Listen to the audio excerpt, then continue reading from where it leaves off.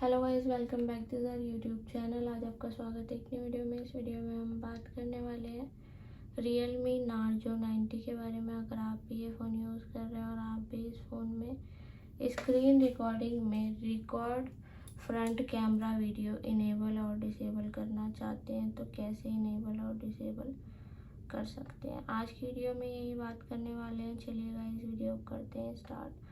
सबसे पहले फ़ोन को कर लेना ओपन। फ़ोन को ओपन करेंगे, इस टाइप से इंटरफेस देखने को मिलेगा।